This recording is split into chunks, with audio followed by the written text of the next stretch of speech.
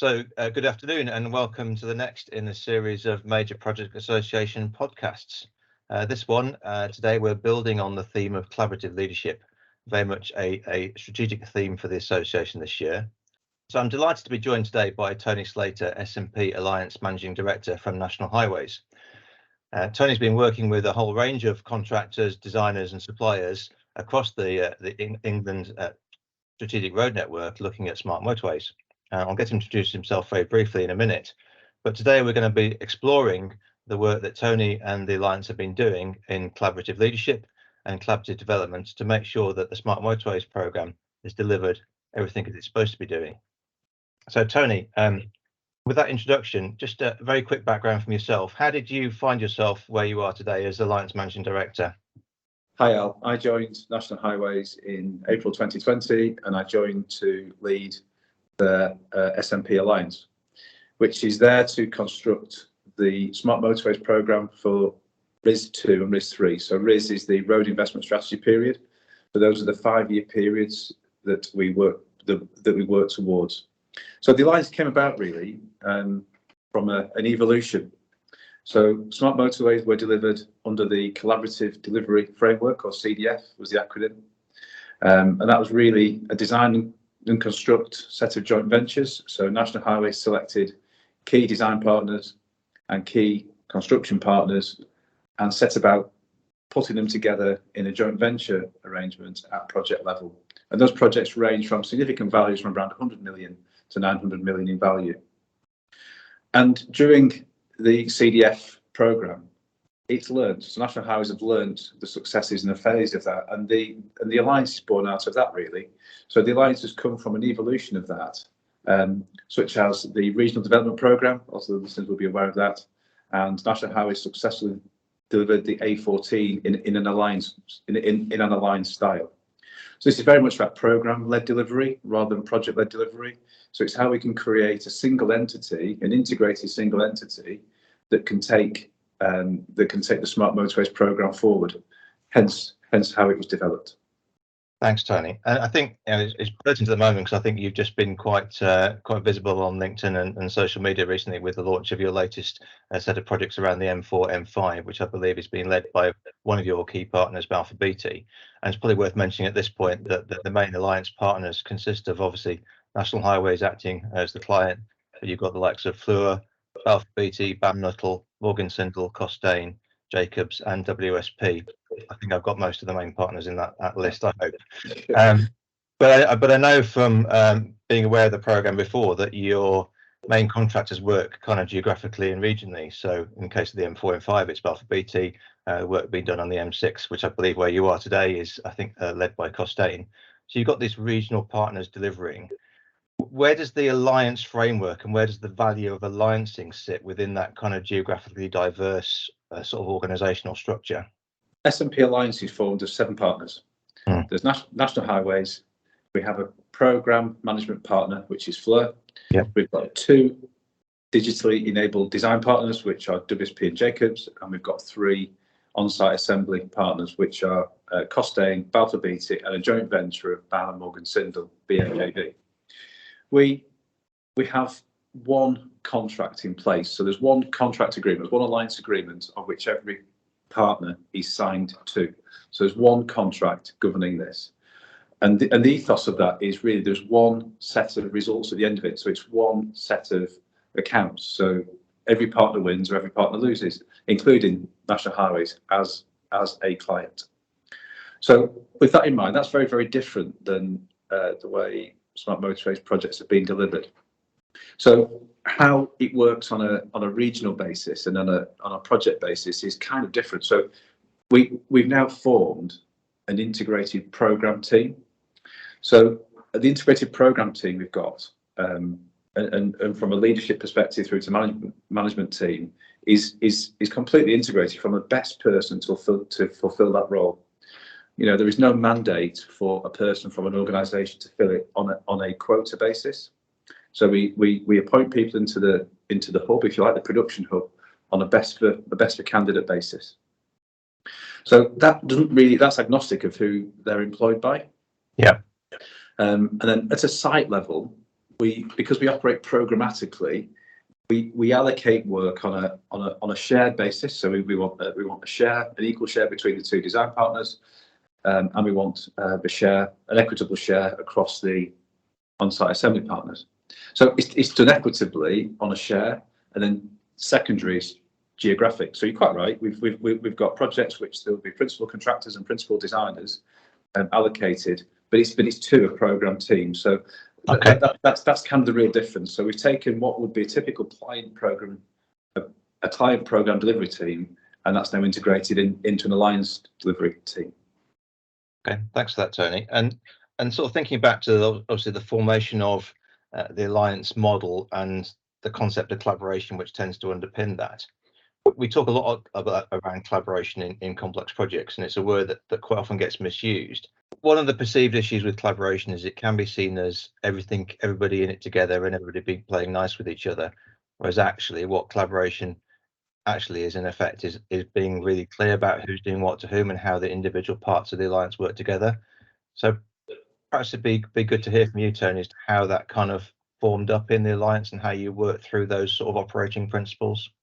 One alliance contract in place requires everybody to participate to one common purpose. So every partner wins, every partner loses. So we have a common purpose across each of the partners in the alliance.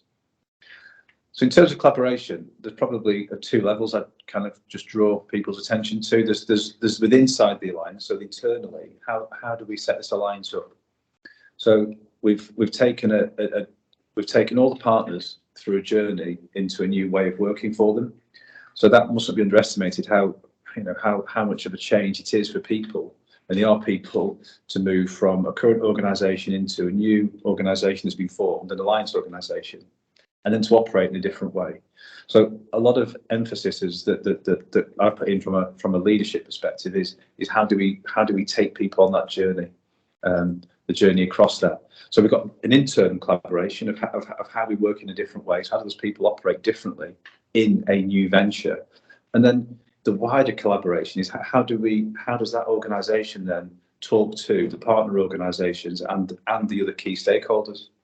National Highways is a big clients organisation, so the alliance is one part of that. So how does this new group now talk to what our sponsors, what our engineering specialists, safety specialists, the operations directorate specialists, and so on. So there's a whole network of collaboration there. So it's important that we understand that. But within inside the alliance, this common purpose requires people to collaborate. So it does have a purpose. What have you seen in terms of sort of the adaptation and the leadership behaviours that flow from your partners, particularly as they start to work together in a different way? Have you seen that transition over time? What's the key observation you'd make as sort of the alliance lead, that where that transition has come from? When we set the alliance up and we started to mobilise, we wanted to create an alliance identity rather than an adoption of any of the 7 partners' identities. And that kind of put ourselves on neutral ground. So I think it's really important in a venture like this to create a neutral ground. So everybody's feeling a little bit different when they go into this, and there's no one dominant party. And this is with the client in mind too.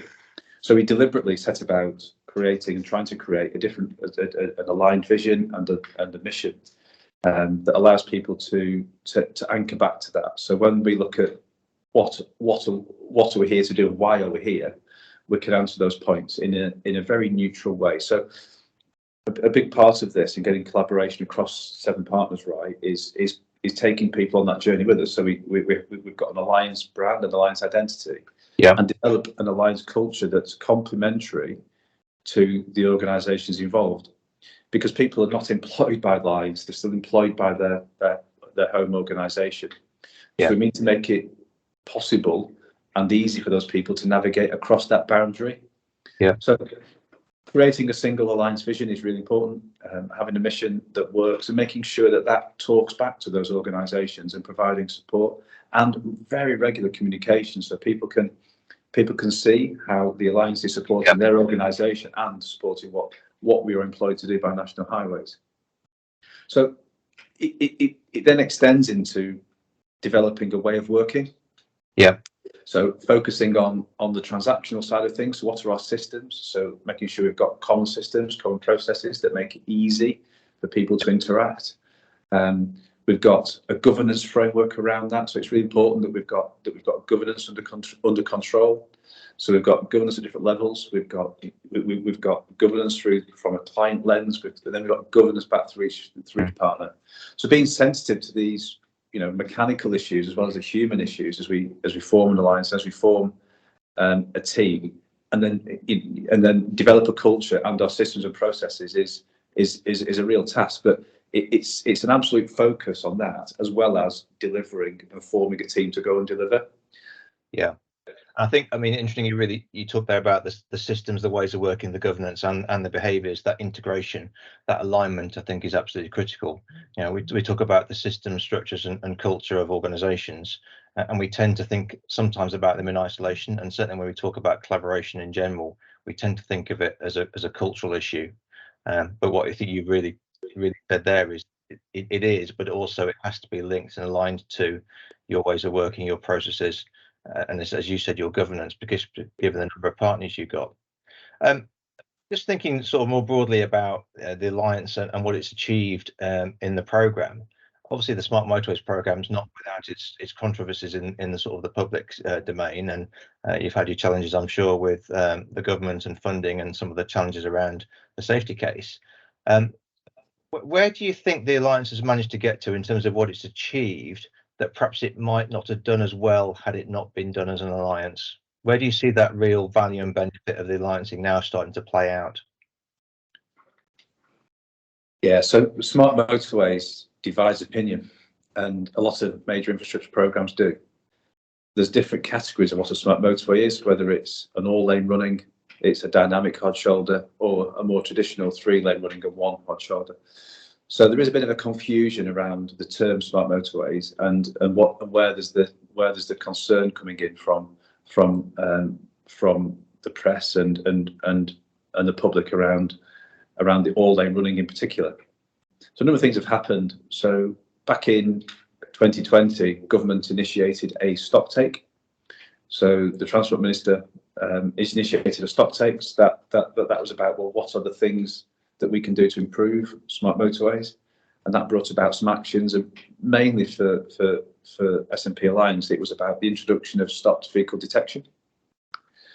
We've then gone through a number of other significant events over the last 2 years, and the main ones being the Transport Select Committee report was issued back in January 2022, which paused the delivery of all-lane running motorways until there was a longer period of performance data on the all-lane running motorways that had been built. So we've seen a whole change to the work bank. So the work bank that we started off with back at the start of the alliance has been really unstable and really changeable, and we've changed several times to cope with this. Now, these change events are significant in terms of scope, and the whole directional change that we as an organisation have to undertake to address those changes is really significant. Now, if we were more traditionally set up and we were a more traditional type of contractor, not an enterprise model, I don't think we could have responded to those changes as dynamically and as quickly. And don't get me wrong, the change is really hard to manage, really hard to navigate, but the team create a can-do rather than a can-not attitude. Yeah. So what I'm really enthused by is how can we adapt? So the whole culture, the whole feeling of the team is what can we do to react to the changes that have been imposed on us. That in itself is high energy, so it takes a lot of energy to keep enthusiasm through that. But I go back to the team again. So our team is really enthused, really strong. It's developed a resilience to these external changes. I'm really proud that our team have been able to do that. And what we're actually doing on site is improving the safety and performance of the strategic road network, and just holding that in mind sometimes is a guiding light for people. No, thanks for that. I think it goes back to you said about the guiding vision as well, and that ultimate ability to focus on those outcomes and ultimately the customer experience, the safety of the travelling public. Interesting the way you describe that, though, because I think one of the challenges around collaboration is it does take effort. It takes more effort to work in a collaborative fashion than it does to work in a transactional fashion when things are going well. But I think what I heard you say there, and I'll give you the chance to confirm or deny this in a minute, is that by spending the time at the beginning really getting that setup right and having that understanding with each other, when things were a bit challenging, you had the environment, the behaviours, the systems all aligned to allow you to make those decisions in a collaborative alliance way. Yeah, so we mobilised to the alliance right in the middle of the pandemic. So as we were mobilising, we were doing this over Teams. So none of us were familiar with using Teams, and yeah, we've got new people meeting each other in a new style, in a new way, and a different way of working. We had change cubed. Yes, I might steal that idea from you. Change cubed. I like that. We spent a long time and a lot of energy in getting to know each other and building those networks of relationships. And yeah. There's an old adage that trust is hard earned and easily lost. And the whole focus from me is how do we get these teams to work together and to start to trust each other? And the energy of doing that is high, but the value you get from doing that, it completely outweighs the effort that we can put into some other things. Not to say we should ignore a lot of the other things, but in terms of putting and focusing the team and getting that team to work together and understand each other, it's by far and away the biggest investment of time, but the biggest benefit. And it becomes natural. And I think people want to work together, naturally want to work together. And what we've done here is create the ability for that to happen. And it's about creating an environment. So I focus on a number of things. So the environment people work in has got to be psychologically safe for them to operate in. So they can raise an issue, they can ask, they can challenge openly. And that's a real powerful thing once you get to that, because it becomes really pleasant to work in. And it allows that diversity of thought to come in. And as we get that diversity of thought in a safe way, magic seems to happen. And it becomes really humbling to be part of something like that, and watching people develop, run ideas, break across hierarchical boundaries, break across traditional operating boundaries.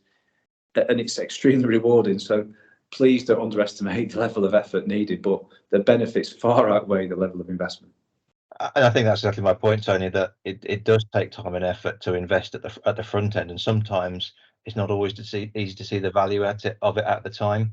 I think you touched on a number of, you stole my next question there, because you talked about psychological safety and humility. I think at the event we had in Birmingham recently, the association event, Steve Tarr, obviously senior CEO, one of the partner companies, Balfour Beatty, did a short video clip for us, and one of the things he said within that was, I'm paraphrasing slightly, but in effect he said there's no such thing as collaborative leadership, it's just good leadership. And I think, as we go forward in complex projects, and we start to talk about how we operate in complex projects going forward, I think the collaboration just becomes the norm for how we deliver in complexity. And thinking forward to you perhaps giving advice and guidance to someone who is going to be in your shoes in another sector, in another major project, what would be the key aspects of, particularly around leadership, that you would say to them to make sure you focused on as they were setting up their future alliance? The contractual framework must be supportive of a way of collaborating together, and it mustn't prevent that. The phrase collaborative leadership is just good leadership kind of resonates with me, but in times of stress, what tends to happen is people and teams default to a more autocratic or a hierarchical style of leadership. Yeah, and it's in those times when collaborative leadership becomes ever more important. Yeah, and it can often feel being collaborative is being slow and not getting to a decision fast enough. But the inclusion, taking people on the journey, and having the humility to listen and bring in other ideas can transform your train of thought, can transform the action into becoming something far more positive and far more impactful than where you can head initially. So it is almost counterintuitive to some people. Depends on your DNA and how you're wired, I guess. But slowing down to be more inclusive will get you to a better outcome. The bit I would really focus on in setting a venture like this up would be developing that common purpose. So why? What's our why? Why are we here? What's our vision, a mission? How are we going to get there? And what are the key principles and points that we can agree that take us towards success? Major programs, major infrastructure programs, they can last for a long time in numbers of years, and the fatigue and the fatigue that can creep in can pull people's motivation and enthusiasm down. As you mentioned that fatigue, how have you gone about, how have you thought about kind of keeping that energy going and maybe remobilizing the team as you move through different phases of the Alliance program? In a program like this, success doesn't come until the very end, but actually you've got a number of successes that you need to declare. So I think it's really important to declare where we have succeeded openly and celebrate that success, not in a huge fanfare way, but really reward and recognise some achievements that are being made, and really share across a team and highlight and look at the successes that people have got. And I really resonate with outcome-based, an outcome-based approach. So we developed a number of outcomes that are not all around the product that we're building, but are around other measures, and you can demonstrate progress against those at regular intervals. It doesn't have to be at the end. Sharing that and celebrating where people are influencing and driving improvement can be really rewarding, and just recognizing that people are working in something transformational, communicating that can really up the enthusiasm and just keep the positivity alive. And ever more so is it important if you're working in an infrastructure program that's got some adversity around it. Yes. And there's thousands of people involved in this, and it's absolutely essential that their work is recognised as being completely valid, and they don't lose faith and lose heart as we go through change programs, as we go through adversity, as we go through altering the work bank, whatever it is. It's just trying to keep that in mind all the time. No, I think, and you mentioned earlier on about major infrastructure projects, paraphrasing, can be a bit Marmite for some people. You love them or you hate them. I think there's that challenge, as you say, of keeping everyone actually involved with it, motivated when there is some adversity out there. You also talked about the win-win, and one partner's success is everyone's success, and one partner's failure is everyone's failure.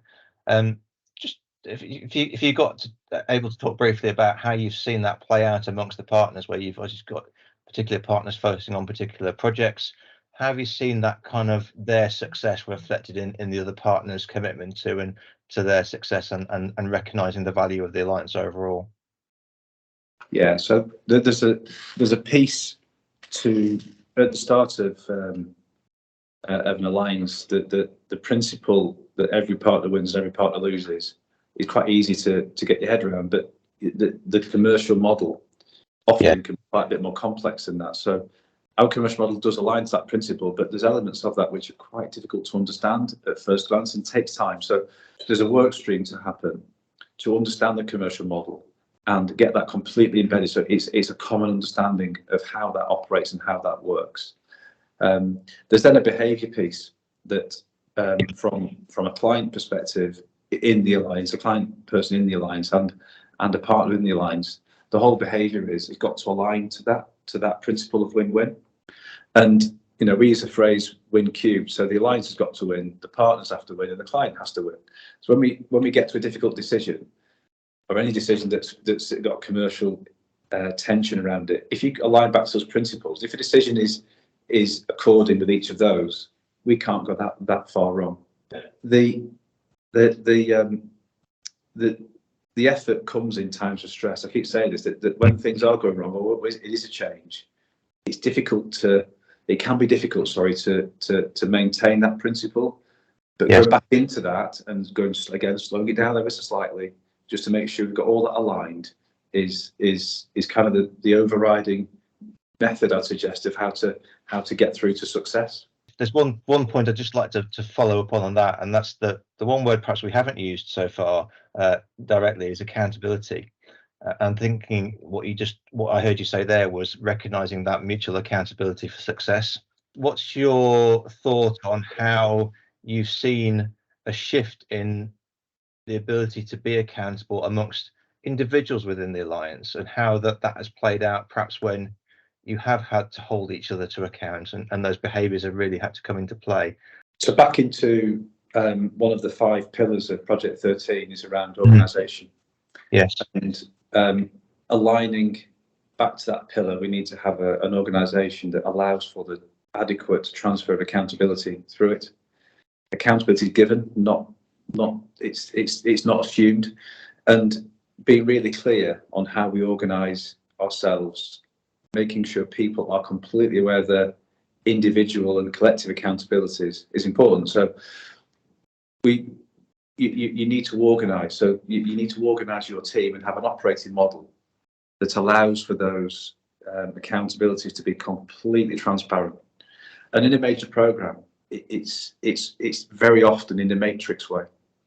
So we have a vertical accountability, but we've got a lot of support networks coming in from the side, and it can be quite complex to understand. But spending time to develop that operating model, so we have an organisation that meets our governance code. It allows for projects to be set up and programs to be set up for success. Is really important, and constantly reviewing and changing that. So these organisations are not static. We've changed our work bank several times here, and by necessity we've changed the organisation to cope with that and reflect that. So it's under constant review, and that's people can see that as negative sometimes because we're changing the organisation, but it's absolutely the inverse. It's a positive. We're responding to the change. We're making sure that the change is managed, and we can just reflect those accountabilities again in a changed environment. So Tony, just want to pick up on one other thing that we perhaps haven't touched on yet when we talk about the alliance and the partners. Obviously, underpinning that is a significant supply chain. How does the supply chain get involved and engaged in the alliance, and how do they add value to that? So S&P Alliance has a huge supply network. It's an evolution or development of S&P Alliance is that we extend those principles out and we include our wider supply network in that. I'll give you some examples of that. So we have a lot of servicing to do. So we have a servicing community. We have a lot of drainage to do, a drainage community.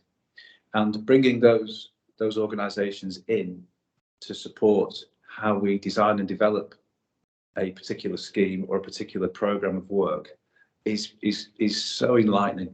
There's been a lot of, I think, barrier to entry for those organisations to talk to traditional design organisations for some reason. I don't know the reasons why, but there's been a lack of engagement there in the past. I think what we're doing is opening those channels of communication up and allowing those organisations to input really early to develop something that's going to be safer to build, quicker to build, less carbon intensive, and so on and so on.